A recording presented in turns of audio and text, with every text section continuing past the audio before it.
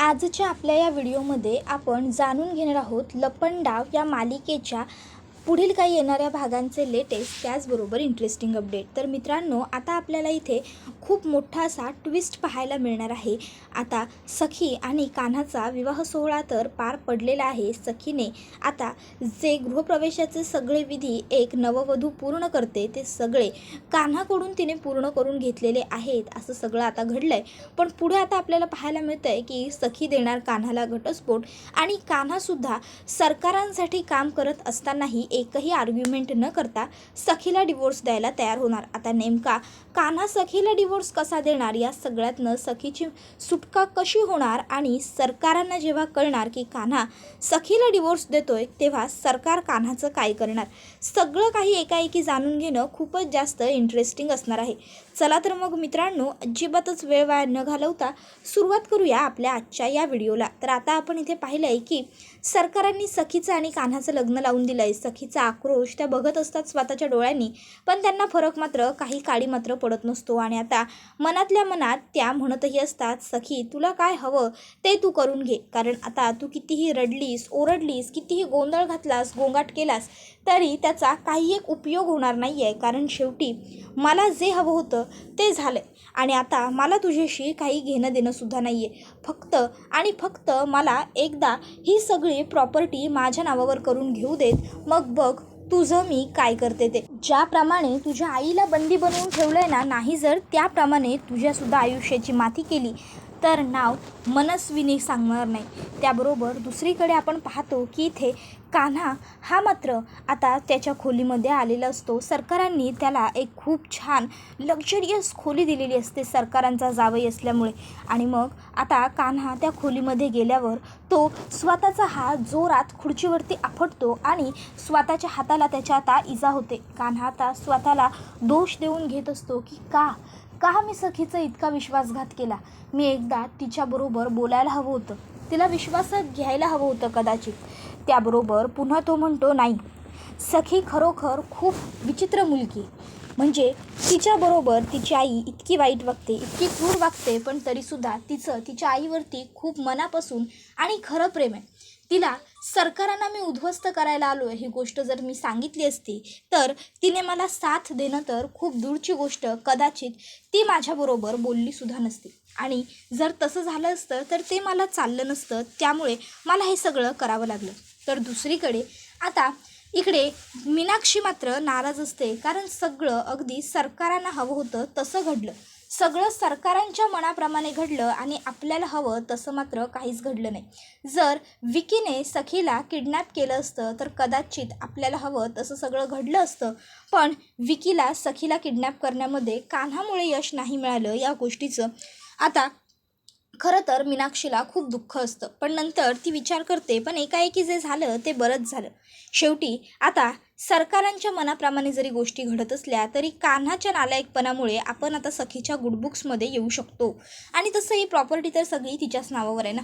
त्याबरोबर आपण दुसरीकडे पाहतो की आता सखी खूप रडत असते, ही गोष्ट तिच्या काकाला अगदी व्यवस्थित माहीत असते, त्यामुळे काका आता सखीकडे आलेला असतो आणि तो आता सखीला समजावायला बसतो। सखी म्हणते, नाही काका प्लीज, नको समजावूस मला, नको समजावूस, आणि अरे तू का सॉरी बोलतोयस काका, या सगळ्यात तुझी चूक नाहीच आहे काही, तू तर उलट माझ्या चांगल्याचा, माझ्या भविष्याचा विचार करत होतास ना, इट्स ओके। अरे आता मला कळून चुकलं आहे, माझ्या नशिबात सुख, शांती, समाधान हे सगळं नाही आहे, पण मला फसवणाऱ्या कान्हाला मी इतक्या सहजासहजी नाही सोडणार काका, मी त्याला चांगला धडा शिकवणार। काका म्हणतो, सखी हे बघ बाळा, तू जे काही करशील ते योग्यच करशील याची मला पूर्ण खात्री आहे, त्यामुळे तू जे काही करशील ना त्यामध्ये तुझा काका तुझ्याबरोबर आहे, काळजी करू नकोस। आता हेच हवं असतं सखीला की कोणीतरी तिला आधार द्यावा। मग सखी काकाला मिठी मारते आणि रडते। त्यानंतर मग आता दुसऱ्या दिवशी सखी सगळ्या घरातल्या सदस्यांना पुन्हा हॉलमध्ये बोलवून घेते। आता सगळे हॉलमध्ये जमा झालेले असतात, मग सखी कान्हालासुद्धा हॉलमध्ये बोलवायला सांगते। कान्हासुद्धा आता हॉलमध्ये येतो। मग सखी आता स्वतःच्या हातातलं हळकुंड सोडवत कान्हाच्या हातावरती ठेवत कान्हाला म्हणत असते, आणि कान्हालाच त्याचबरोबर सगळ्यांनाच सांगत असते की बाबांची इच्छा होती माझं लग्न व्हावं, म्हणून मी हे लग्न केलं, पण आता या अनसक्सेसफुल लग्नाचं भविष्य काय असणार हे मी ठरवणार त्याचप्रमाणे सगळं घडणार. याच्याबरोबर आता संसार नाही तर घटस्फोट होणार. मला हवा होता नवरा, तुझ्या तालावर नाचणारा, तुझा पपेट नाही.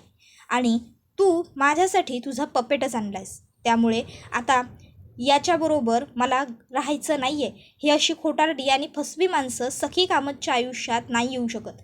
आणि मग आता सखी ही कान्हाच्या हातामध्ये हळकुंड सोडवून देते आणि म्हणते, मला तुझ्याकडून डिवोर्स हवाय आणि तू मला तो द्यायचा. समजलं? त्याबरोबर आता कान्हा हा सखीला म्हणतो, ठीक आहे, तुम्ही जसं म्हणाल बेबी सरकार सगळं तसंच होईल. तुम्हाला नाही राहायचं ना माझ्याबरोबर, नका राहू.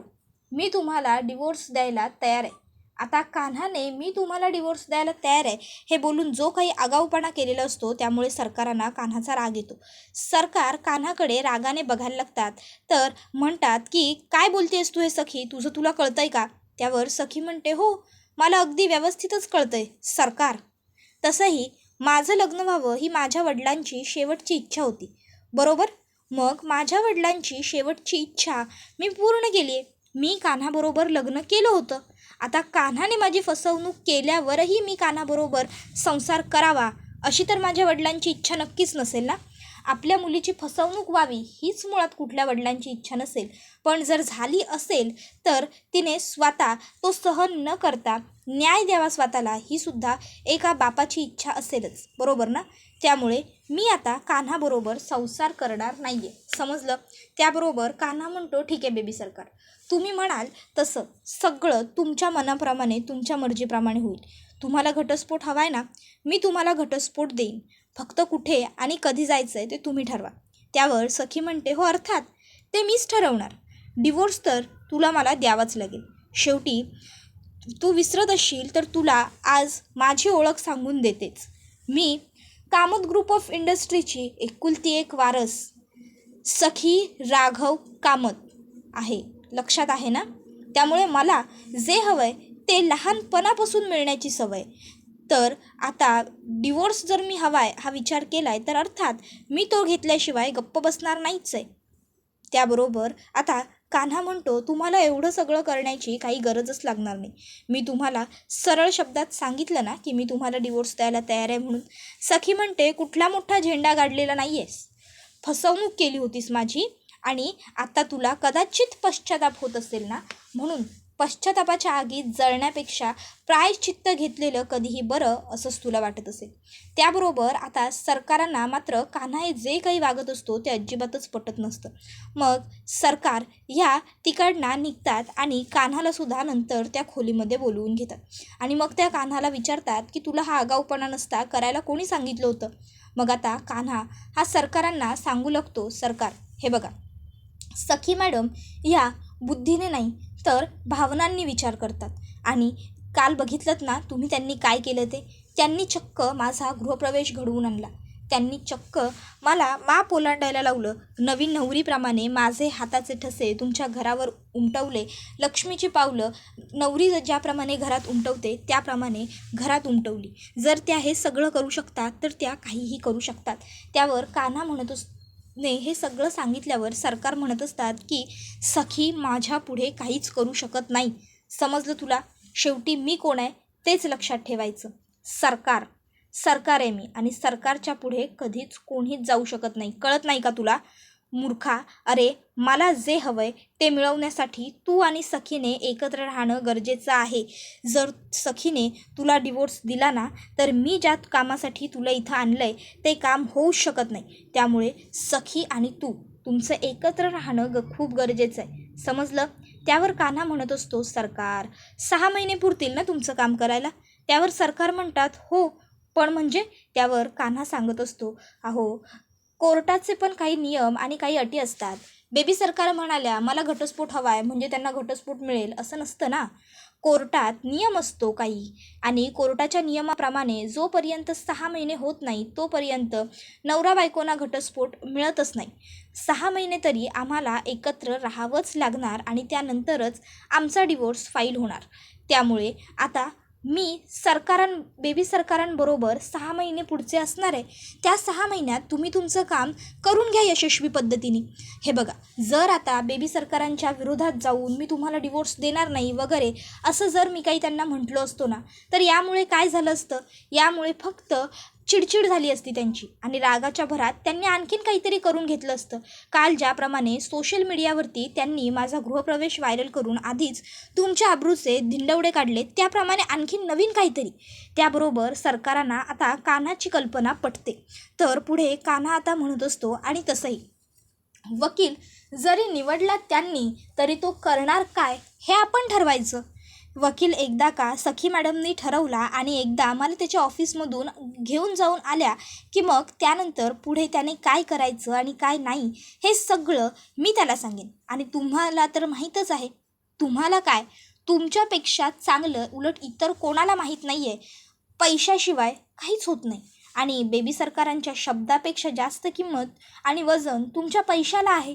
मग तुम्ही पैसे फेकलेत की तुम्हाला हवं तसं सगळं घडूच शकतं.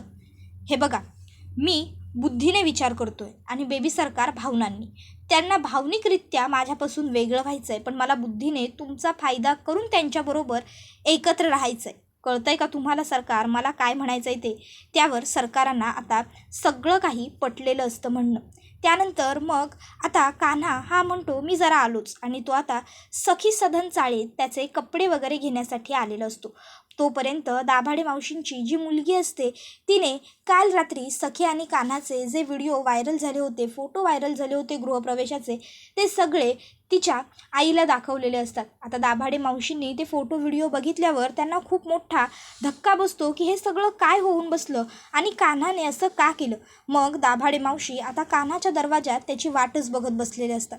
इतक्यात कान्हा त्या ठिकाणी आलेला असतो कपडे घेण्यासाठी. दाभाडे मावशी कान्हासमोर आल्या आल्या कान्हाला म्हणत असतात, कान्हा काल रात्री तू घरी का नाही आलास? कान्हा खोटं बोलण्यासाठी तोंड उघडतो तेव्हा दाभाडे मावशी खान करून त्याच्या एक मुस्काटात लगावून देतात आणि कान्हाला विचारतात, लाज नाही वाटली माझ्याबरोबर खोटं बोलताना? अरे आई मानायचंस ना मला, मुलासारखं प्रेम केलं ना मी तुझ्यावर, मग तरीही का खोटं बोललास माझ्याशी? का फसवणूक केलीस माझी? तू कुठून आलास, काय करतोस, तुझं गाव कोणतं, तुझं नाव काय, तुझं कुटुंब काय, तुझे आई वडील कोण? तुला काही म्हणून काही विचारलं नाही आम्ही कोणी. सहज हसत हसत तुला आम्ही आमच्या कुटुंबाचा भाग बनवून घेतलं आणि त्याची परतफेड तू ही अशी केलीस. का फसवलंस रे त्या बिचाऱ्या पोरीला, का फसवलंस? अरे लहानपणापासून प्रेमासाठी, आईसाठी तरसत होतं रे ते पोर, तरसत होतं सुखासाठी, नात्यांसाठी, प्रेमासाठी. अरे तुझ्याशी लग्न झाल्यावर त्या मुलीला सगळं सुख मिळेल असं वाटलं होतं मला, पण तू तिचीच फसवणूक केलीस. चालता होईत ना, काही मिळणार नाही आहे तुला कपडे वगैरे. त्याबरोबर कान्हा म्हणतो, दाभाडे मावशी पण आता दाभाडे मावशीच काय, इतर कोणही कान्हाचं काहीच ऐकून घेत नाही. सगळेच कान्हाला चालता हो इकडनं, आमच्या नजरेसमोरही थांबू नको असं सांगतात. मग कान्हा पुन्हा निघून बंगल्यावर आलेला असतो. आता सरकार कान्हाला विचारतात, कान्हा काय रे, काय झालं? तू तर तुझे कपडे वगैरे घ्यायला गेला होतास ना, मग तोंड पाडून परत का आलास? त्यावर कान्हा सांगतो घडलेला सर्व प्रकार. काल रात्री सखी मॅडमनी आमचे जे फोटो आणि व्हिडिओ व्हायरल केले ते सखी सदन चाळीमध्ये सुद्धा पोहोचले नाही. म्हणजे मी तिकडे कोणाला सांगितलं नव्हतं की मी तुमचा घरजावी होणार असल्याचं. त्यामुळे तिकडे सगळेच माझी माणसं माझ्यावरती रागवलेली आहेत आणि म्हणून दाभाडे मावशींनी मला थेट मी गेल्यावर हकलवून लावलं. मला कपडे वगैरे त्यांनी काहीही दिलं नाही. त्यावर कान्हा म्हणतो, काय त्यांची ही हिंमत की त्यांनी सरकारांच्या एकुलत्या एका जावयाला हकललं, त्या दाभाडेना तर. त्याबरोबर कान्हा म्हणतो, नाही सरकार प्लीज शांत व्हा, काही बोलू नका. त्याबरोबर मग सरकार कान्हाला 1 मिनटं थांब असं म्हणतात आणि एका मोलकरणीला सांगतात की जा माझं चेकबुक घेऊन ये. ती मोलकरीण चेकबुक घेऊन आल्यावर सरकार चेकबुकवरती सही करतात आणि तो चेक भरून कान्हाला देतात. आता सरकारांनी चेक भरलेला असतो पण त्यावरती अमाऊंट टाकलेली नसते. त्या कान्हाला सांगतात, हे घे, तुला हवे तितके पैसे टाक, तुला हवी तितकी रक्कम टाक आणि जितके कपडे घ्यायचे तितके घे. लक्षात ठेव, सरकारांचा एकुलता एक जावई आहेस. त्यावर कान्हा तो ब्लँक चेक पुन्हा सरकारांच्याच हातामध्ये देतो आणि सरकारांना सांगतो की नाही सरकार, मला काहीही नको आहे. नाही म्हणजे माझ्या कपड्यांचं वगैरे काय करायचं ते सगळं मी बघून घेईन, तुम्ही त्याची काळजी करू नका, थँक्यू. एवढा एक तुम्ही मला संधी दिल्याबद्दल. आता सखी हे सगळं बघते आणि मग मात्र सखीला कळत नाही की हे सगळं नेमकं काय आहे. म्हणजे हा तोच कान्हा आहे ना ज्यांनी सरकारांच्या सांगण्यावरून माझ्याबरोबर लग्न केलं. हा तोच कान्हा आहे ना ज्यांनी सरकार म्हणाल्या म्हणून मला फसवलं. हा तोच कान्हा आहे ना ज्याने सरकारांनी सांगितलं म्हणून माझ्याशी लग्न केलं. मग आता जर सरकार ह्याला स्वतःहून पैसे देऊ करतायत तर मग याला काय हरकत आहे सरकारांकडनं पैसे घेण्यासाठी.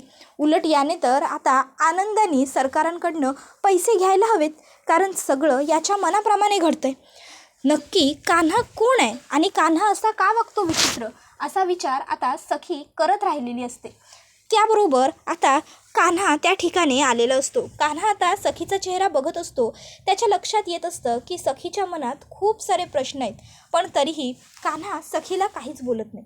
सखीच्या मनात येतं काय करू, एकदा जाऊन सरळ विचारू का कान्हाला की नक्की जर तो सरकारांचा माणूस आहे तर सरकार त्याला पैसे देताना तो नको का म्हणाला.